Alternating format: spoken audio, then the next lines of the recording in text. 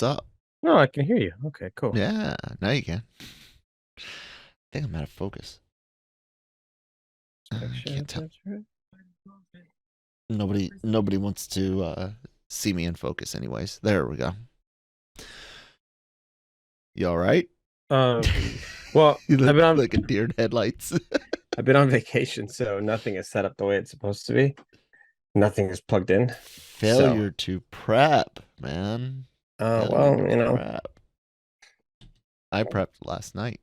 yeah, I'm prepping right now and loving it. yeah. Plus, I've been up since 4:30 watching soccer. So, Why? this is the World Cup, man. Once every It's 4 years. yeah. It's a good ass game Whatever. too.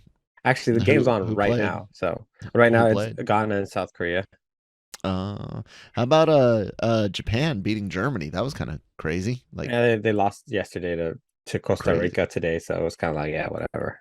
But yeah, no, I that was crazy. That was yeah, a great game. That's another one yeah. that I had to get up early. Well, I mean, Germany was in the World Cup final against Spain, and was it 2010? but they're not that good right now. Something like that. I mean, Something like honestly, all the generational players from those World Cups are kind of coming to their end. So yeah, it's a new wave of young talent. Plus, the fact that it's in Qatar has really screwed up with a lot of players, being that they were all in mid-season form with their clubs, yeah. and they didn't really have a chance to kind of get back into rhythm with the national team. So it's giving a lot of these smaller countries a better opportunity to That's what I've pounce heard. upon them. So let's be honest, if the United States would have played England in the summer, they would have got murdered. Probably they cost me $10 though. Really?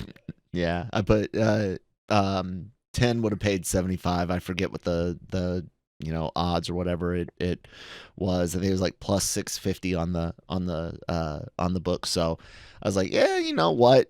Japan beat Germany. Why not put $10 on and see what happens? I lost my 10 They were they bucks. were they were close, but the thing is that CONCACAF in general, which is the Western region, um, Mm-hmm. Mexico, Costa Rica, those teams, United States, they really don't have a. I don't know what it is about them, but they don't like breed attackers, strikers, finishers. Oh, So like I they'll have the guess. ball and then they'll get to the box and then go yeah, we don't really know what to do. Canada, Jesus, the first game they had like 23 strikes and nothing got even close to the actual box. It was kind of impressive actually that you Yeah. can miss that many times. You know what's also impressive? Talking about soccer this much on the Daily Cup of Genre. Good day, everyone. Welcome back to the Daily Cup of Genre here on the Genreverse Podcast Network and YouTube channel, available wherever you get your podcasts and your YouTube from. Please do hit the red subscribe button if you're watching us on YouTube. Unless you got some sort of weird mod on your browser, it might be a different color. I don't know. But hit the one that says subscribe. Follow us on your favorite podcast app. Leave some reviews, thumbs up, down, comments, all of that. We got a lot of really great content for you guys. We covered news, rumors, leaks, reviews, things from Marvel, Star Wars, anime, shows out the ass, dedicated to all of that stuff. I'm Kyle. That's Manny. We are back from our week plus break from this particular show due to the holidays and travel and other things. Check out lrmonline.com every day for all news, needs, and opinions. Manny, how was your Thanksgiving, man? Wonderful. Actually, I had 3 Thanksgivings. So, because we went up to Oregon. We visited the forests of Again, Endor why? in No, Northern I'm joking. California. Oh Um, yeah, and so that was really fun. That's for those of you who don't know, that's where Lucas and team filmed a lot of the forest sequences for the Ewoks and all that great stuff. So it does look like a movie set. yeah. The way that nature is arranged there, I was like, this looks fake. There's no way this is real. But it was amazing. What are you So doing, nature? yeah, so we went out there and we had Thanksgiving with our family. on over the weekend, and then we came back on actual Thanksgiving. I had to produce 2 shows, so my family was nice enough to have Thanksgiving in the morning. So we traveled in the morning to get that done, ran back, and then I went to work. And my mom lives about an hour away, the opposite way of where I work. So yeah, but it was nice to be able to see family. And then for work, because we work in Thanksgiving, they also gave us a Thanksgiving dinner. So the wait is on, gentlemen. And so that's it is what it is. How about you? Just the normal thing that we do. All of our family lives, at least 12 hours away, if not more. So it was just us, and I do a killer turkey based off of Chef Alton Brown's Good Eats turkey. I do my own little spin on that, but brine it for hours on end, and high temperature roast for 30 minutes, and then drop the temp. Comes out wonderful. Yeah, we had a good time. Good. Got most of the house decorated, not all. I still have to do the windows and the outside lights, which I might get to today. I don't know. But the inside is done and the tree's up, so that's what matters. Box office, man. It's Monday, and that means it's time to talk about the box office, and I've got some, I don't know, words, I guess you could say. We had Black Panther remained at number 1 in its third weekend, bringing in a whole 445.9 million estimate over the weekend, bringing its worldwide total to 675 on a budget of 250 million. It is safe to say that this movie is now profitable. However, without a Chinese release, which the last I heard, it's not likely to get one, I don't see this breaking $1 billion. But still, not too bad, man. 367 here on the domestic side. For those of you that might not know, that includes all of North America, not just the United States as far as domestic. But the kind of, I don't want to call it surprising, but the kind of big downer, Walt Disney's Strange World only getting 11.9 million on its opening weekend, going up against other new movies, Glass Onion, Knives Out Mystery, Devotion, and of course Black Panther still out there taking up some space. Black Adam brought in 3.3. And yeah, man, Strange World. You actually got to talk with some people and see some stuff. Did you see that whole movie yet? No. No. Well, it's kind of a downer because I mean that's very little money, and it didn't do so hot on where is it? Cinema Score. It actually got a B, and it marks the first time that a Disney movie since 1991's Beauty and the Beast got something under an A minus. Yeah, but like a B is still really good. Yes, a B is really good, but that's what I'm saying is, like, today people look at if it's not an A, it's an F essentially. Anything in the B's is crap. So I'm looking at this not in the you and I where we give something a B because it was still good and entertaining, but it had some flaws.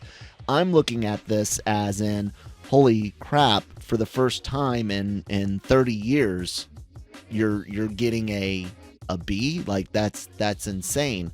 And it makes me wonder what, like, is the way people do grading on the internet, is that, carrying over into things like Cinema Score, in-person polling and things like that. And the Variety is doing some math, and they expect this movie to lose $100 million. As a matter of fact, it was suggested that this early predictions that this could have made between 30 and 40 million over the Thanksgiving holiday, and it's not even anywhere near that with the whole time since it's come out 18.6.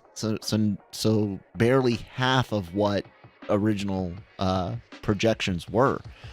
Still, man, I mean, when you look at the full Thanksgiving box office, the top three make up under $100 million. That's insane. And where's the holiday movie? Like, where's the I don't know what's going on in Hollywood. Okay, man. yeah, but we do have to talk about the bright spot. What's that? Because Glass Onion, a Knives Out mystery, doing 9 million in under 700 theaters. Yeah, that's not too shabby. We went last night to watch it, and it's 13,000 per theater. That's crazy. Our room was packed, and it was in one of the larger theaters. In Fresno, it was only shown in 3 theaters, and it had very minimal showings. And so even our closest theater, it wasn't there. We had to actually go to the big one, which is our Ball Rico. So whatever. But everybody was having fun. Everybody was having a good time. Like even little snickers and comments throughout the whole movie. It was a really fun movie. The only thing I hate about those kinds of movies is that you can only really watch them once, and then they kind of lose that that edge. But Daniel Craig's so good as that character.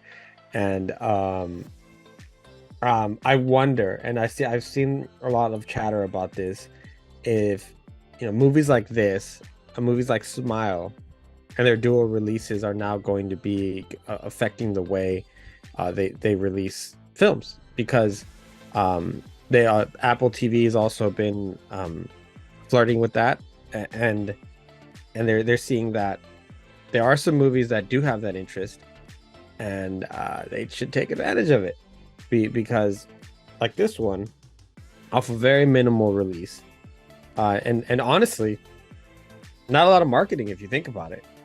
There's nothing really to say that people were going to be excited about this, but also what I noticed, the crowds, it was young people, it was older people. I mean, like, everybody was ready to say, I was like, man, this theater's really full for a Netflix film. And the movie ended up being really good. There was nothing that was to say it was a like straight to Netflix film. So right. So it was done really, really well. And I'm curious if this would have been the second movie, maybe double the amount of money, 19 million, if it would have been released in more theaters, a little bit more accessibility. But just overall, good on you, Netflix. And I know that even in the previews they showed of another movie that they're going to be releasing this way, Hulu needs to take Hulu and Disney need to take notes on this, because they could have done the same thing with Prey, for example, and let this also be real.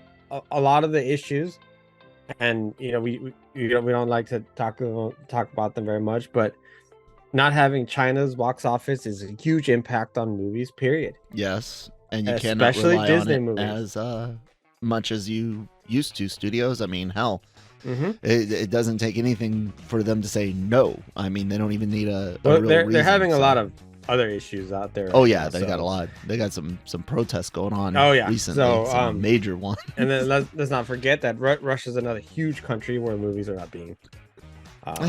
Their box, yeah. I mean, it does. Look, it does count. It's 2 giant countries. One of them that has 1.4 billion people. So, that's just what your box office is going to be. Your next disappointment, Avatar. I don't know if it's going to be disappointing, man. I hope it. I hope it's not. No, disappointing for what Cameron was expecting as far as numbers. Yeah, even he's been kind of trying to downplay things a bit and saying that the days of him being able to do these big budget projects might be done and over with.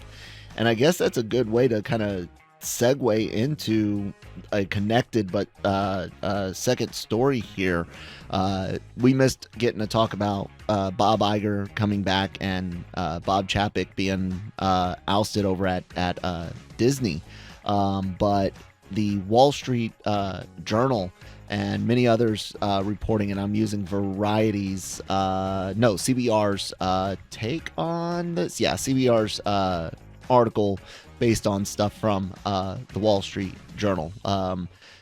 Chapek was a big proponent of Disney Plus, and something Manny and I have been talking about, and I've been talking about even since before Manny started doing the podcast with me, back when Jammer was like, nah, it won't be that way. I've been saying for so long, and you've joined me on that streaming is not sustainable for entertainment the way that people think it is. Back when Netflix would do its licensing thing, mostly back catalogs, that can potentially be profitable, but then you run into the whole thing of people, well, I don't need to watch anything, I've already watched The Office four times, I'll cancel my subscription. And then comes in the original content. Damn, four times, people, that's it? No, I'm not me, I don't, but you start the original content to get more subscribers. Well, original content costs money, and you don't make enough money to make enough original content to get more subscribers. And so Netflix had issues. We've seen what's happened with HBO Max and the Warner Brothers Discovery deal, and then you've got Disney Plus here. It turns out that Chapek may have been I don't want to say cooking the books, but playing with numbers, playing with releases, putting things on TV that were Disney Plus only originally, so he can move numbers around and to make it look like to the investors that Disney's streaming service side is not in trouble. And it turns out, yeah, guys, they're over $1 billion in the red this year on the direct-to-consumer service. Chapek out, Iger coming back. I don't know what they're going to do to fix this, because so many people on the consumer side don't care about the business side. They just want their content, and they want it in their house, and they want it ASAP, but it's failing. It's falling apart. You could have Disney Plus would be great for back catalog, but I don't know, man. What did you think of that whole situation and the books coming out the way they are? I mean, do you feel like doing the I told you so dance? I do sometimes. Well, I need to. It's like Michael Caine said in The Dark Knight. At this point, I don't want to, but I did bloody tell you. It's really simple math. Just what do you're putting all this like supposedly like really expensive like Star Wars content out, and then you're putting like other originals out, and then all your Pixar movies went straight to Disney Plus. All this revenue that you used to get from the millions in revenue, and I get it. Part of it is due to the pandemic situation, and you did what you had to do.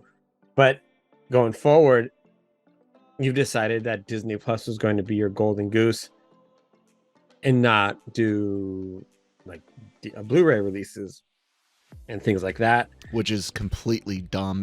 I mean, the cost to print discs is nearly nothing, and you've got people like us that love physical media that understand that a streaming service could go away, a particular project could go away, rights and then just change all the time. The fear that people will unsubscribe because they now have a copy of The Mandalorian is really stupid. Because there's all we're always looking, because nobody's going back and rewatching it. Everybody's waiting for the next and the next and the next, and so like to just think that you're going to keep everybody on your streaming platform, what it's going to do is going to devalue your assets, especially now with Disney Plus going up this month. I mean, it was bound to happen.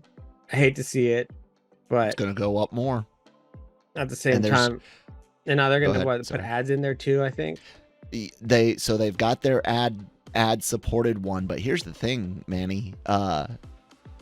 Subscriptions will not be enough if they continue to want to produce more content. You're not only going to see the ad supported, you're going to start seeing at least in-company ads across all tiers, almost like Amazon Prime does. It'll be skippable. So when you pay for Prime, you still get the ads for Amazon shows and movies, but you can skip it, right?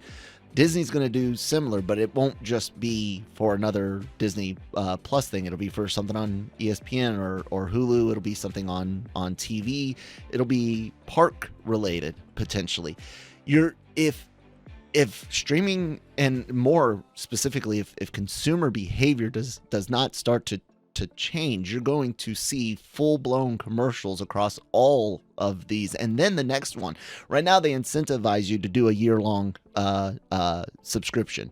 You know, mine came in before the price increase, so I only had to pay $79.99 for the next year. I didn't, I think it's like $119 now or something like that.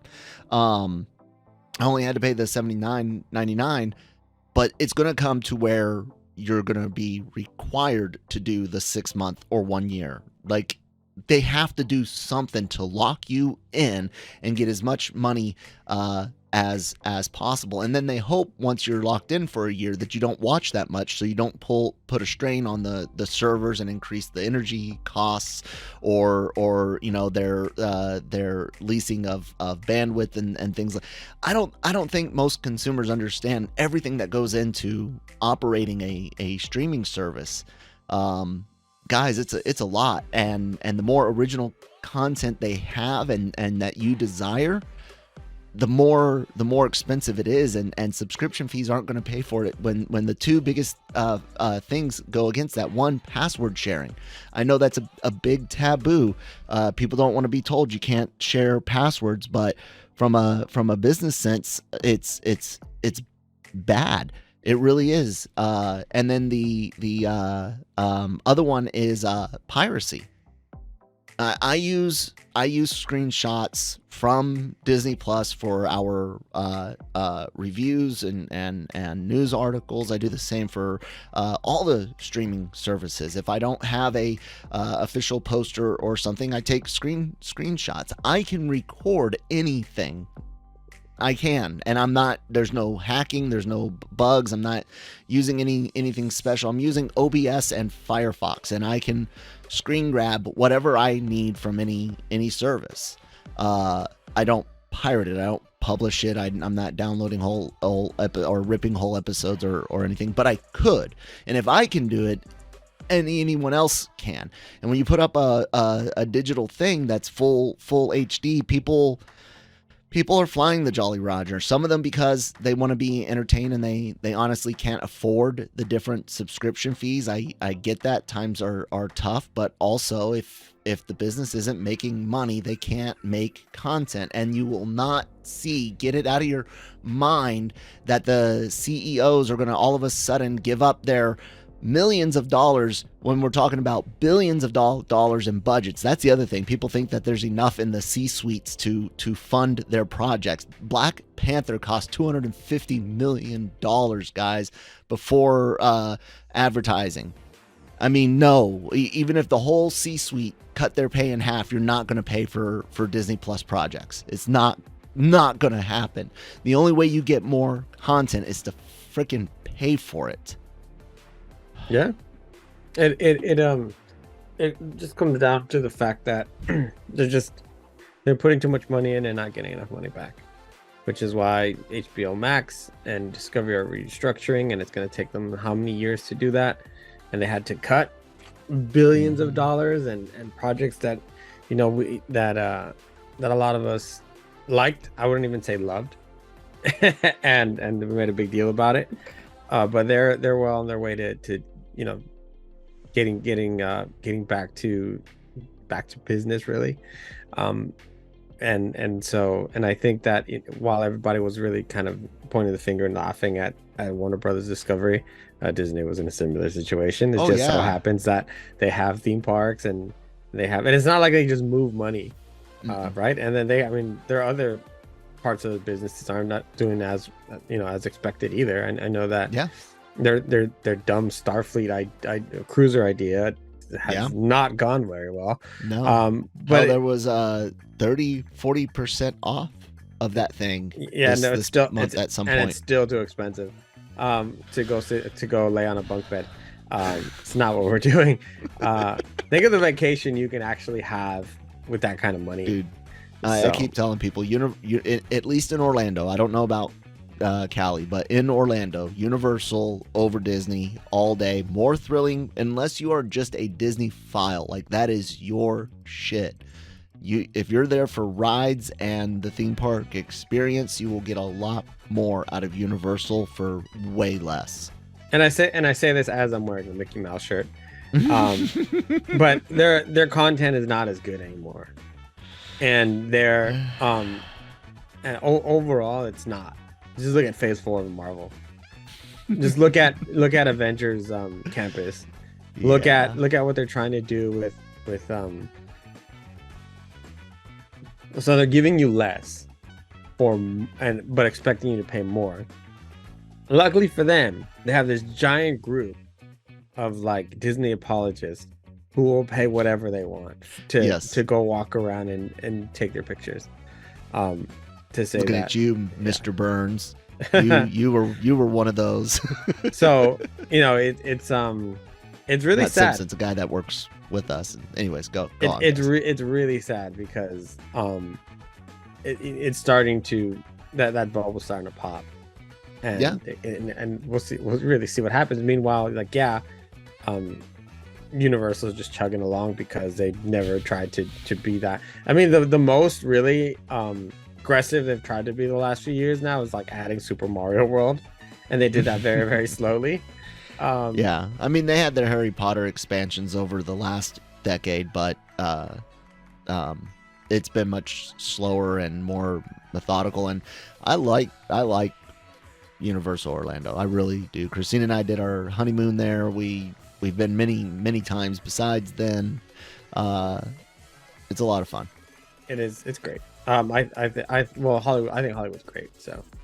I can see the soccer. I was wondering, like, why do you keep looking off? And then I remembered you said you had the game on. I usually look. Oh yeah, you can. I usually I'm looking this way to look at. Yeah, exactly. That's why I was always like, why is he looking up that other way? Because my camera's in front of me, but my laptop screen is right here where I see you, and then my screen where I have all notes or whatever page I have on is on my left. And it happens that my TV is over on my right.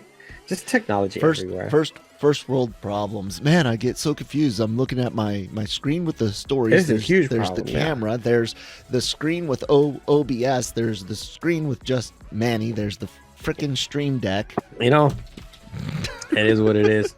I wanted to talk to you a little bit since we're being negative. Let's talk a little fun. And you maybe, I don't know if you and Nick talked about it already or what, but holy cow, the Guardians of the Galaxy holiday special was one of my favorite things I've seen. Okay.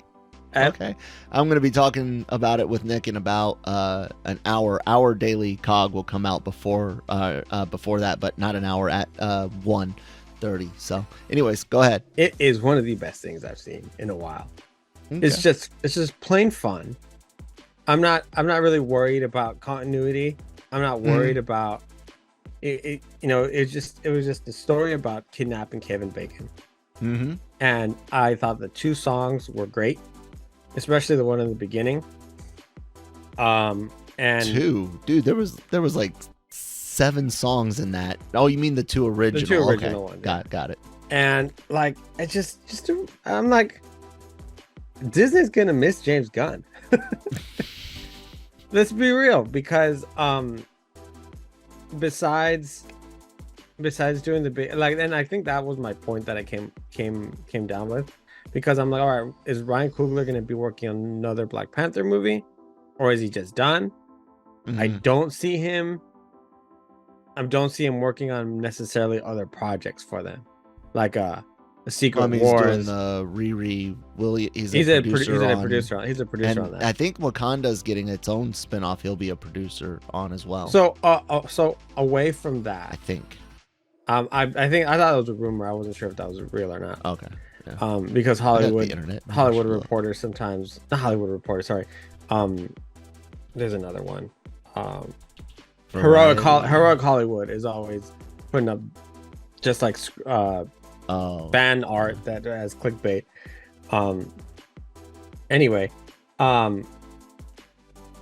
point is, I thought it was great, and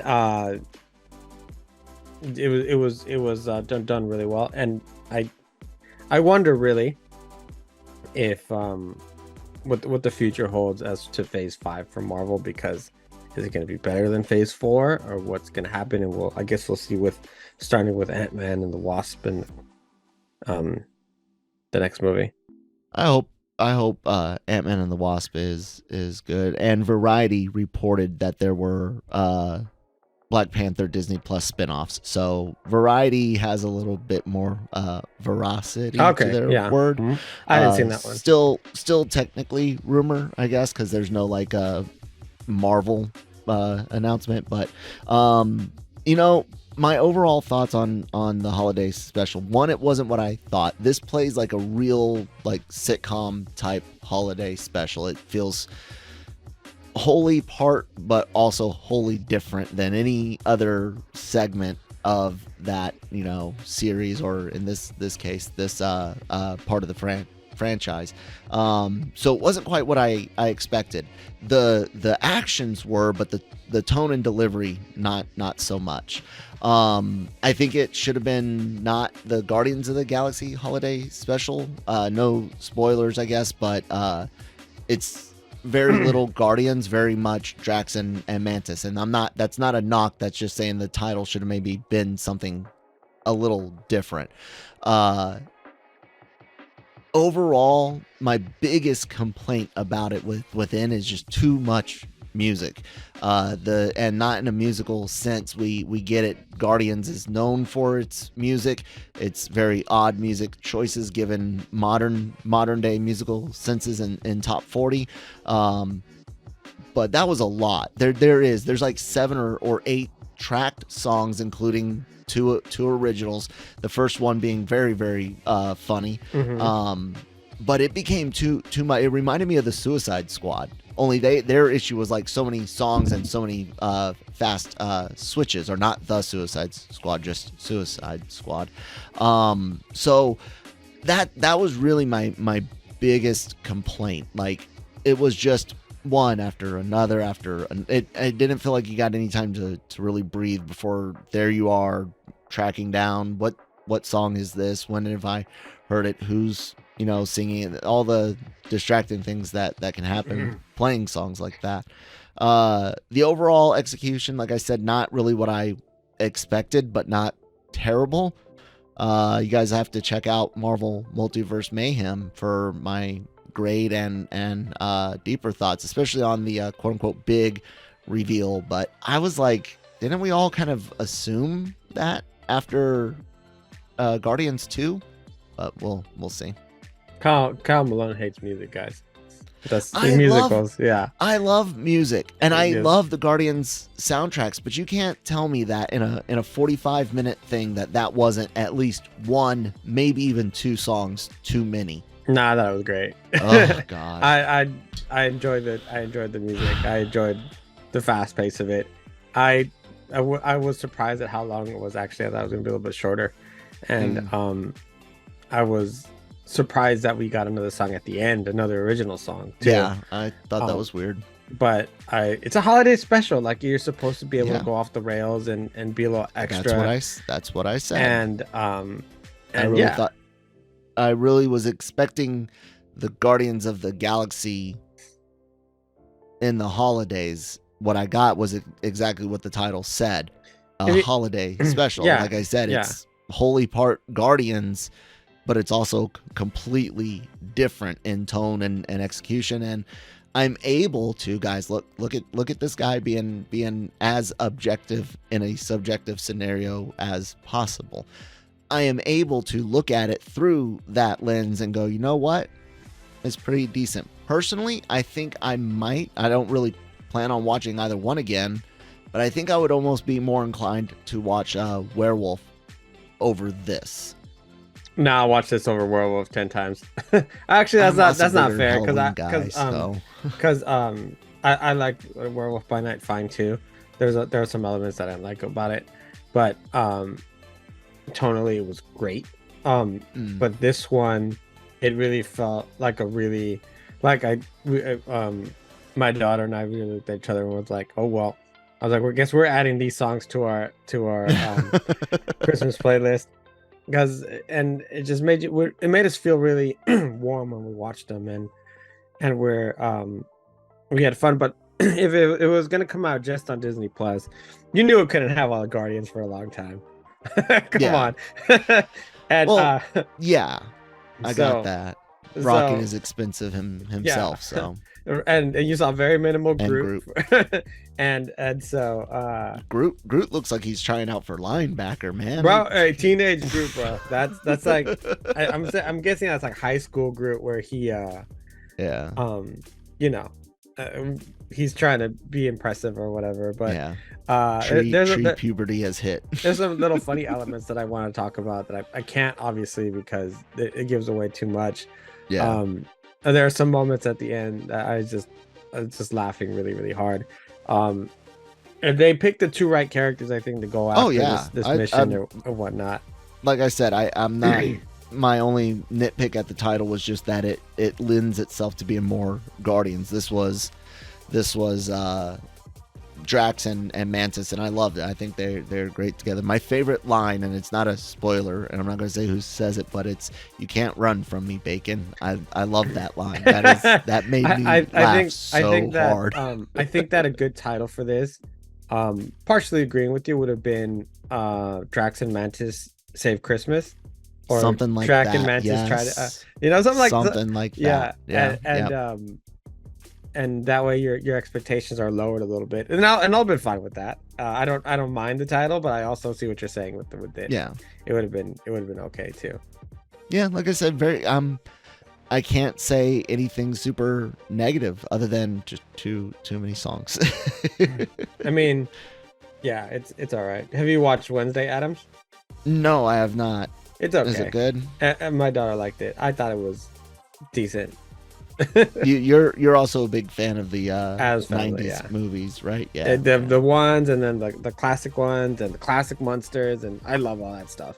Yeah. So but yeah, I was like it felt more teenage, like a little bit. Is it as dark as Sabrina, or is it? It's not as more dark. CW? No. Okay. It's right in between the two. I think that's what I was gonna get at right now. It's right in between the two. Because when I watched Sabrina for the first time, I was like, I was shocked. I was like, what is this? you guys are saying that. I was shocked. We loved the series overall. The ending was a little weak for us, and there were some weaker arcs within it. But overall, we really enjoyed it. But yeah, that I was not prepared for all the like satanic stuff and Judeo-Christian. So I was not prepared at all for that, and it's pretty crazy. I have a friend of mine whose mom made him turn it off in their house. He goes, it's like, hey man, what are you doing over here? So yeah, did they just say hail Satan? What the yeah. So yeah, it's God, good stuff.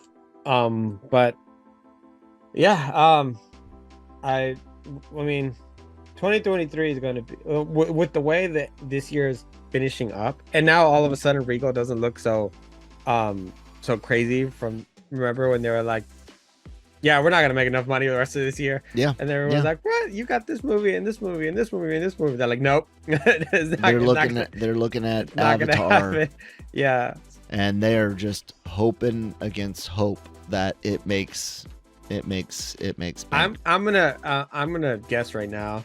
We guessed a few episodes ago. Oh, we did, huh? Yeah, I think I said 200. I don't know if it's in this book or in my other book. I recently had to change notebooks. Oh, nope. We did get. You said 119. Oh, okay, yeah. I said 200. See, also the thing about this weekend with the box office, though, really quick, that you had soccer on, Yeah. And I know it's in the mornings, but still it kind of dictates the kind of the rest of your day, maybe taking a nap. You had Maybe. the opening weekend of the Christmas brawl shopping spree, which by the way is not as bad as other years because a lot of people are doing their shopping online. Yeah. And so that's actually one of the reports we had on Black Friday was the fact that it's not there are people shopping. It's not as much because inflation has made buying things at retail stores a little bit more expensive rather than just kind of buying it on Amazon. And then you had also just really big football games on Sunday. You had a lot of big college games on. Michigan and Ohio State was also on Saturday, and you had people traveling also with family. Yeah. So a lot of people made first time traveling made the decision. So a lot of people I think made the decision of we can go to movies later. Let's hang out with the family. The problem with Strange World now is that it hasn't got, like for no buzz. The Greatest Showman had like a terrible opening weekend, but then caught steam because of the positive reactions. I don't see that with this movie. Doesn't have the necessarily the positive reaction. So anyways, I lit the graph up there for it. Yeah, there you go. So, there you go. I guess I'll probably never see it. My son's not into that, and it doesn't really seem all appealing to me. We watch everything, so I mean, there's even cringy movies where it's like, oh god, but I think studios are going to need to really adjust their thinking because look at some of the movies that did really well. Smile did like very very well for its time, of course. Then you had Terrifier 2, which by no means should have made as much money as it did. There's no reason why that movie. And then it was just the buzz of over how graphic and how messed up it. So it now was. you're gonna have to figure out ways to stand out, not just from a nostalgic standpoint. Maybe, well, I mean, like Glass Onion, there's nothing like there's no like I thought there was gonna be like other people watching that. The amount of people that went to go watch that really surprised me. And then you hear of other movies that just went straight to streaming, and people ask why wasn't this in theaters, and you kind of wonder how. I wish I was a fly on the wall at some of these meetings where it's like, this movie should go or this movie shouldn't go. We should put this on streaming. No, we shouldn't put this on. And then afterwards, like seeing the reaction to like Prey, and then going, like we should have really at least had a limited release. But I'm gonna do some research to see what the difference is, if there is a difference in cost in a limited release and via just a full-on release for a film, because that would be interesting to see. Because like Netflix, for example, Glass Onion was 1 week only. That was 1 week. That was it. The only danger, and it would have to be a case-by-case basis, because if people realize that they can wait, they will. If they know something's coming, and that was part of what Warner Brothers, and one of the first things Zaslav kind of got rid of, if you remember right, was that whole 45-day window thing. Like, hey, and I think even before Zaslav, they were already saying we're going to pull back on that or whatnot. But that whole time, because people look at 45 days and they go, yeah, I can wait. Glass Onion comes out on Netflix, and they advertise both of them. I know. I'm saying you would have to be careful. I don't think you could just blanket it for every project. No. That's what I'm saying. That's why the conversation would be so interesting. Yeah. Because it's like, do we put this on? Because remember, Smile was supposed to be straight to Paramount Plus, and they screened it a couple times. They went, nope, this is going straight to theaters, and then we'll put it on Paramount. I think you're going to see more shift to that.